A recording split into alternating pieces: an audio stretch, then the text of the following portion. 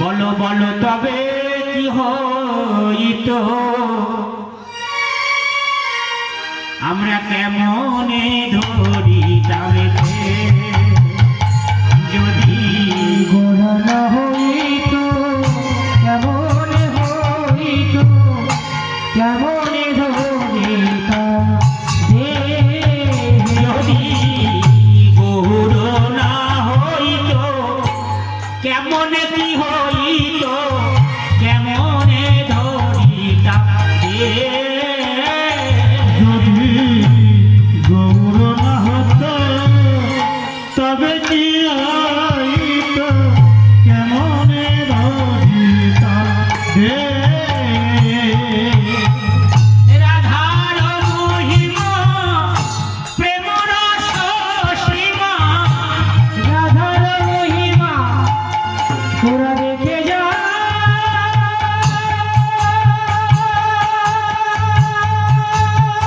হরি বল হরি বল হরি বল হরি বল।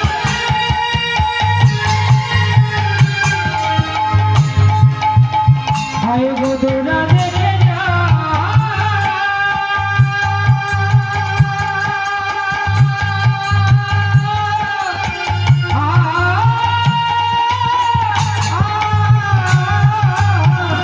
রাধার মহিমা প্রেম রস সীমা। বলো বলো জগতে জানা তো কে, জগতে জানা তো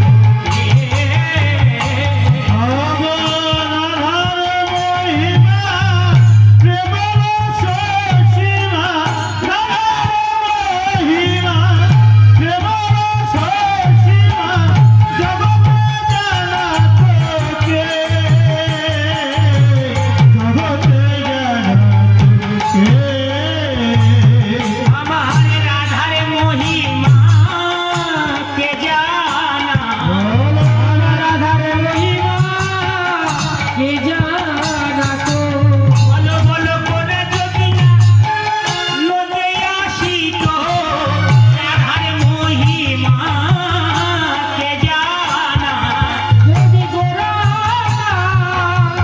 নদে আসিত, রাধার মহিমা কে জানা তো। গোরা যদি না লোকে আসিত, রাধার মহিমা কে জানা তো। আমার গোরা নদে আসিত, রাধার মহিমা কে জানা তো। যদি নয়নে লোকে আসিত, রাধার মহিমা জানা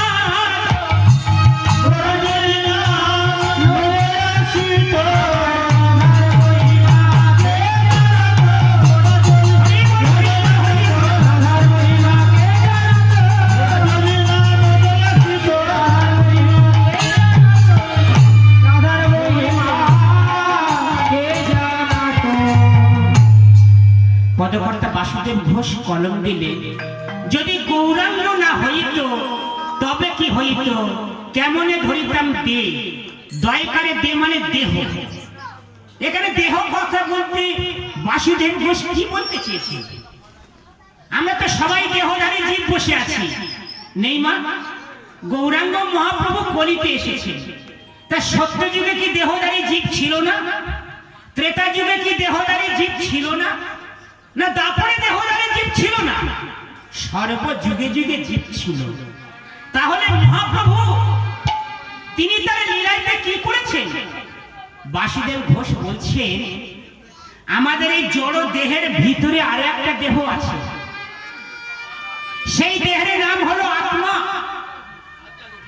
আমরা যে বাইরে যে দেহটা দেখতে পাই, এটাকে বলে স্থূল দেহ। এই স্থূল দেহ ক্ষিতি, অপ, তেজ, মরুদ, বোম, এই পঞ্চ মহাভব দিয়ে তৈরি। আর দেহের ভিতরে যে আত্মা আছে, এই আত্মাটা একেবারে সূক্ষ্ম দেহ। মন, বুদ্ধি, অহংকার এই তিনটে উপাদান দিয়ে এই আত্মা নামক দেহটা তৈরি। তা মহাপ্রভু যদি গৌর রূপে নদিয়াতে না আসতো তাহলে আমরা আত্মাকে কেউ জানতে পারতাম না। আত্মা কিসের তৃপ্তি পায় সেটা আমরা কেউ জানতে পারতাম না।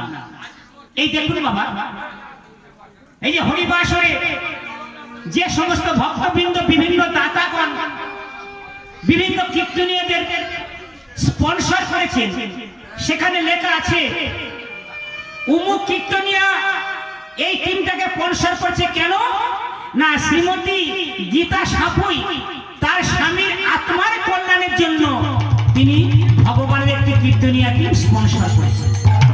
তাই তিনি তার স্বর্গীয় স্বামী, তার পিতা মাতা, তাদের আত্মার শান্তির জন্য, কথাগুলো ভালো করে শুনবেন, সেখানে কিন্তু দেহের শান্তির জন্য কেউ কোনোদিন হরিনাম করে না। হরিনাম করে আত্মার শান্তির জন্য। আর আত্মা শান্তি পেলে এই দেহটা শান্তি পেয়ে যায়। আত্মা যদি শান্তি না পায় তাহলে জড় দেহ কোনোদিন শান্তি পাবে না। আর এই যে আত্মা, এই আত্মাটাই হলো স্বয়ং ভগবান পরমাত্মা রূপে রয়েছে। অনাদি আদি হরি গোবিন্দ, তিনি সর্বকারণের কারণময়, সর্বকারণের কারণ। তাই সেই অনাদি আদি গোবিন্দ তিনি প্রতিটা জীবের হৃদয়ে পরমাত্মা রূপে বিরাজ করছেন। সেই জন্য বাসুদেব ঘোষ বলছেন, আমার গৌরী যদি না আজ গৌরাঙ্গ হই নদিয়াতে জন্মগ্রহণ করতেন তাহলে কলির জীব আত্মাকে কোনোদিন জানতে পারত না। সেই জন্য আমাদের হরিনামে বারে বারে করতে হবে, প্রতিদিন হরিনাম করতে হবে। শাস্ত্র বলছে নিত্যং ভাগবত সেবয়া, মানে প্রতিদিন ভগবানের সেবা করা। একদিন নয়, দুই দিন নয়, এক মাস নয়, 2 মাস নয়, প্রতিদিন নিত্যং ভাগবত সেবয়া সতত যুক্তনাং ভজতাং প্রীতি পূর্বক। গীতায় ভগবান কৃষ্ণ অর্জুনকে বলছেন, অর্জুন তুমি সতত মানে প্রতিনিয়ত তুমি আমারই ভজনা করো। ভজতাং মানে ভগবানকে ভজন করতে হবে কিভাবে, তারপরের কথাইতে বলেছেন প্রীতিপূর্বক, অর্থাৎ প্রীতির সহিত, শ্রদ্ধার সহিত, ভক্তির সহিত ভগবানকে ভজনা করতে হবে।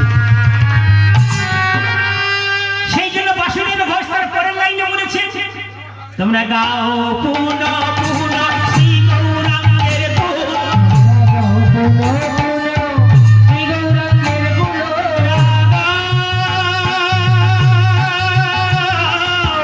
হরি বল, হরি বল, হরি বল।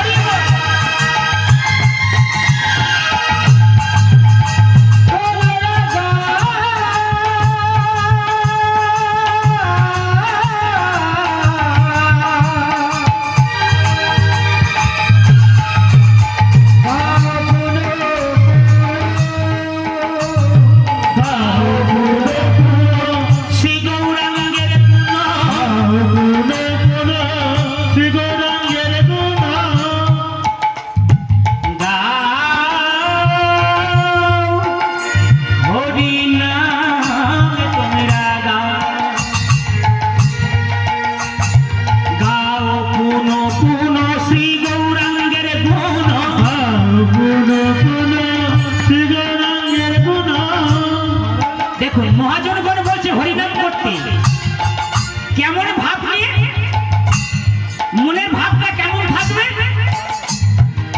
সরল করিয়া মনে,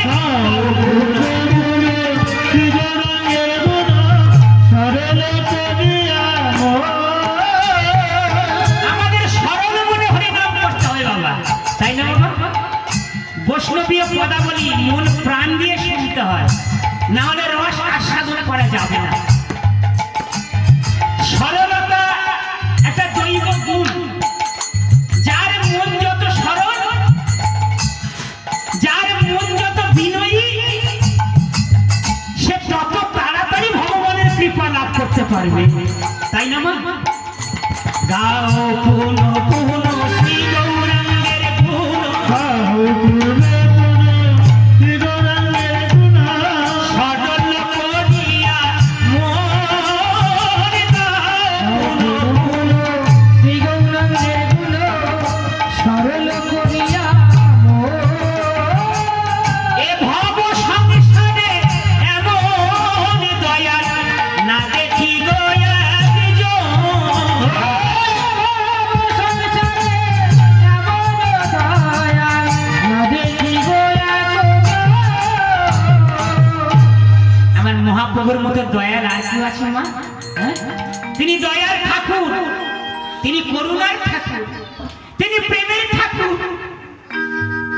তাই পথকর্তা বাসুদেব ঘোষ নয়নে জলে বুক ভাসিয়ে কেঁদে কেঁদে বলছে, প্রভু এইবারে আমার পার করে দাও,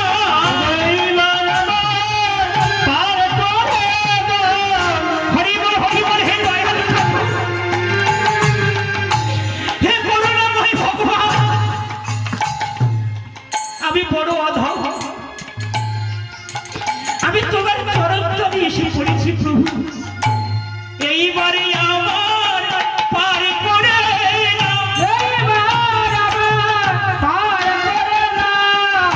আমি অধম পড়ে রইলাম, এইবারে আমার পার করে দাও।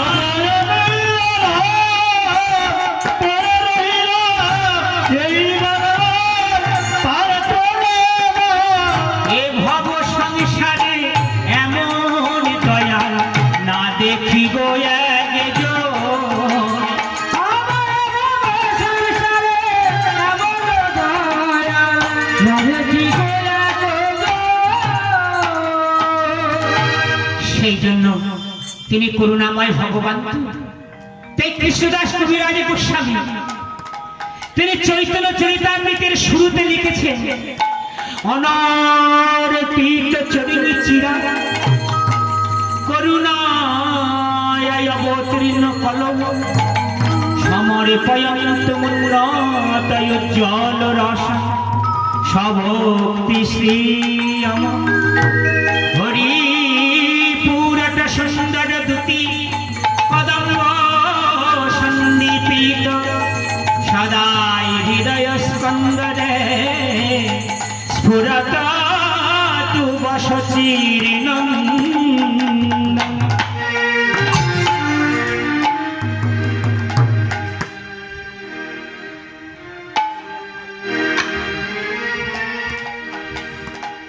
জয় জয় চৈতন্য মহাপ্রভু কি সবাই মহাপ্রভুর নামে জয় ধ্বনি দেন, কারণ মহাপ্রভুর নামে জয় দিলে আমাদের জীবনে প্রতিটা কাজেই জয় হবে।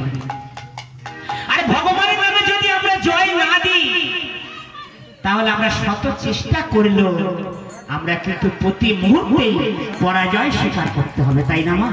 জয় জয় দয়ার নিতাই চাঁদ কি। আর মহাপ্রভু যে কৃপা করবেন, মহাপ্রভুর কৃপাটা কার কাছে বাঁধা আছে গো মা? কার কৃপা হলে মহাপ্রভুর কৃপা হবে? তিনি হলে দয়াল নিতাই চাঁদ। দয়াল নিতাই চাঁদের করুণা হলে তবে গৌরাঙ্গের করুণা হবে, তাই না মা?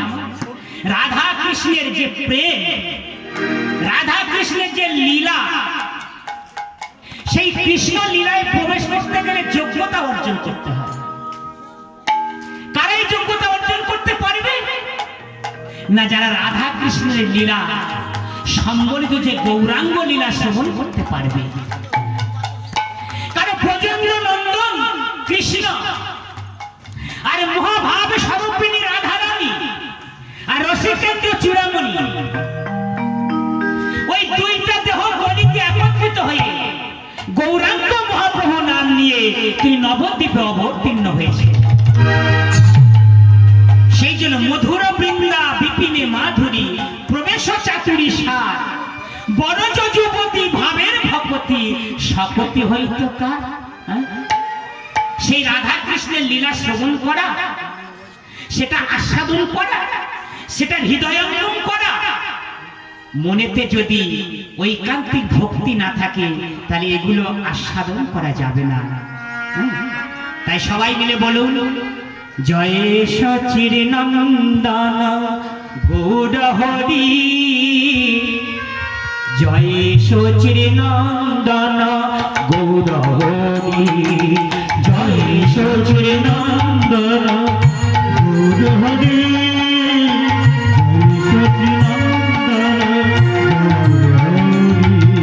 জয় সচির নন্দন গৌর হরি, জয় সচির নন্দন গৌর হরি, জয় সচির নন্দন গৌর হরি, জয় সচির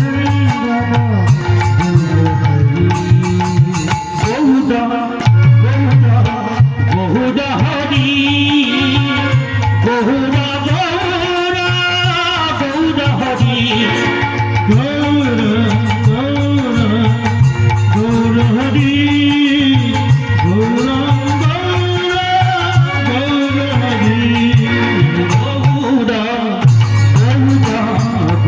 হরি, গৌর গৌর গৌর হরি, গৌর গৌর গৌর হরি, সচির নন্দন গৌর হরি, সচির নন্দন গৌর হরি, সচির নন্দন গৌর হরি, গৌর হরি,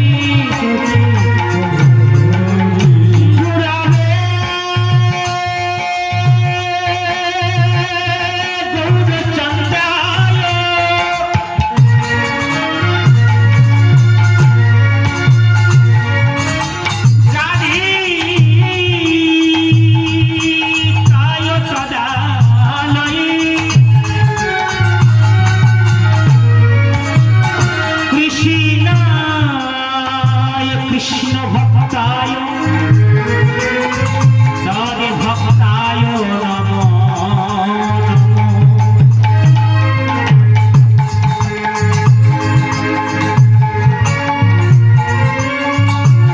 রাধে ভক্তায় রাধে ভক্তায় নমো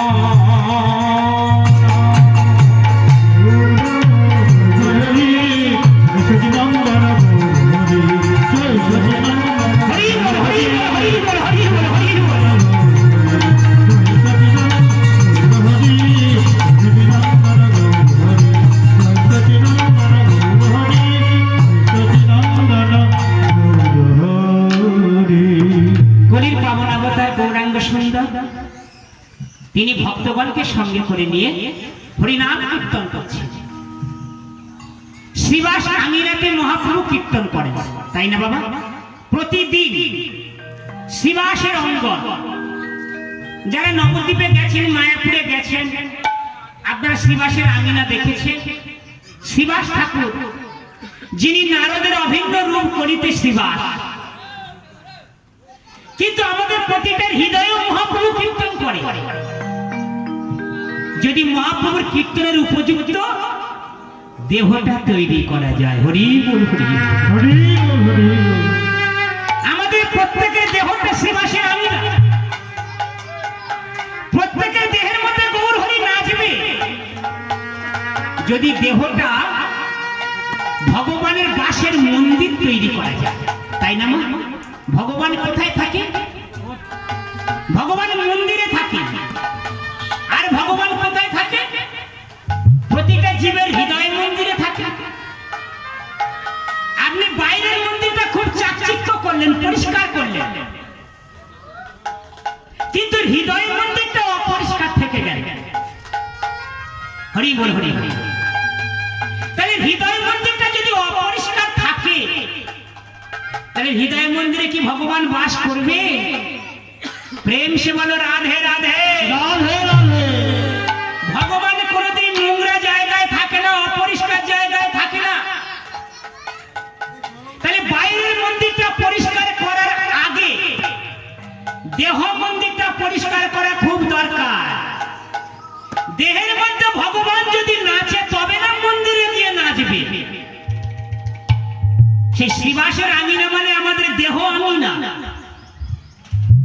এই দেহটা কাম, ক্রোধ, লোভ, মোহ, মদ, মাৎসর্য, হিংসা, কুটিলতা, দাম্ভিকতা, এই সমস্ত বদ গুণগুলো আমাদের দেহটাকে পুরোপুরি নষ্ট করে দিয়েছে, অপবিত্র করে দিয়েছে। সেই জন্য অপবিত্র স্থানে ভগবান বাস করে না। তাই নিরন্তর যদি জীব হরিনাম করে, হরের নাম হইব, হরের নাম হইব, হরের নাম হইব কেবল, হরে নাম হরে নাম হরে নাম বলো নাস্তে ভো, নাস্তে ভো, নাস্তে ভো, গতির অন্যথা।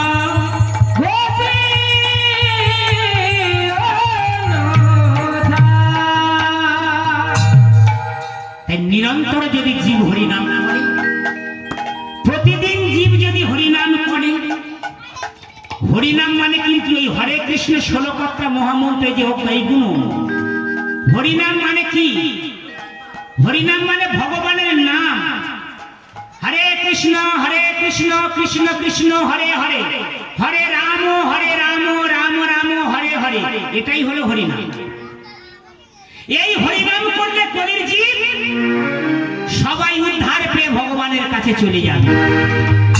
হরিনাম মানে এটা ভাববেন না যে 5টা দলের গান দিলাম কি 10টা দলের গান দিলাম, তারা এসে একটা একটা করে লীলা পরিবেশন করে গেল, আমার হরিনাম শোনা হয়ে গেল। একদম কিছুই হলো না। হরিনাম মানে এই মহামন্ত্র কীর্তন নিজেকে জপ করতে হবে, আর অন্যকে হরিনাম করার জন্য অনুপ্রাণিত করতে হবে। এটাই হলো হরিনাম। তাহলে মহাপ্রভু ভক্তগণকে সঙ্গে করে নিয়ে শ্রীবাস আঙ্গিনা থেকে হরিনাম করছে। আমরাও হরিনাম করতে পারি, পারবো তো মহাপ্রভুর সঙ্গে হরিনাম করতে? পারবো পারবো। ওমা আপনারা করবেন হরিনাম? হ্যাঁ, হরি বল। মায়েরা কিছুই বলছে না, হ্যাঁও বলছে না, নাও বলছে না। যাই হোক, হ্যাঁ, চেষ্টা করুন ভক্তগণের সঙ্গে হরিনাম করতে। বলে নাচো গোরারা সচির আঙিনা মাঝে, নাচো গোরারা সচির আঙিনা মাঝে, আরে নাচো গোরারা সচির আঙিনা মাঝে, নাচো গোরারা সচির আঙিনা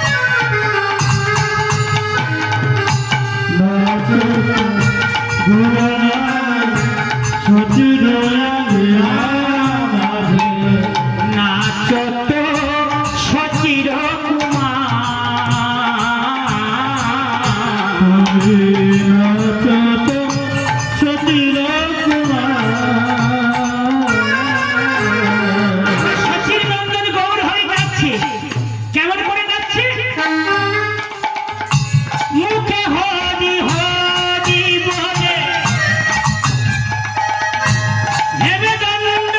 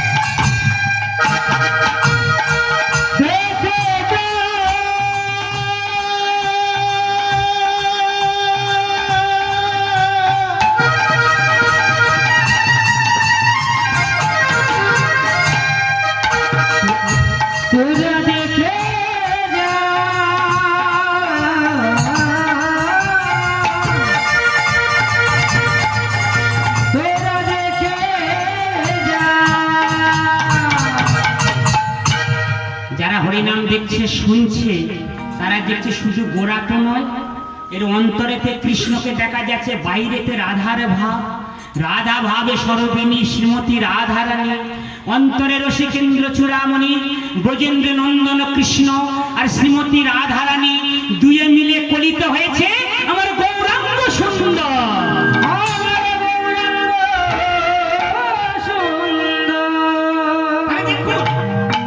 যে ভক্তের যেমন ভাব তিনি সেই ভাবটা দেখছেন।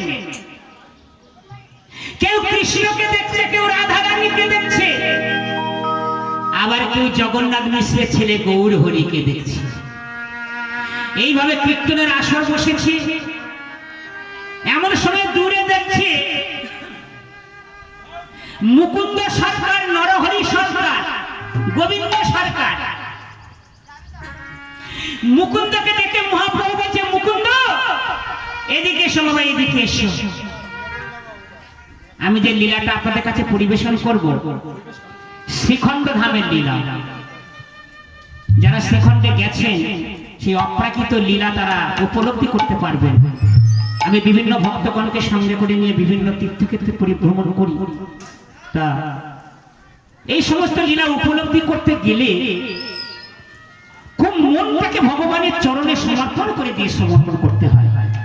কীর্তন কিন্তু কোন সাধারণ বস্তু নয়। কীর্তন দেওয়ার উদ্দেশ্যটা কি, হরিনাম দেওয়ার উদ্দেশ্য কি, সেইটাকে ভালো করে জানতে হবে। আমি হরিনাম দিলাম, আনন্দ করলাম, 2-3 দিন ফুরিয়ে গেল, তারপরে যে জায়গায় ছিলাম সেই জায়গায় রইলাম, ওইটা কিন্তু হরিনামের উদ্দেশ্য নয়।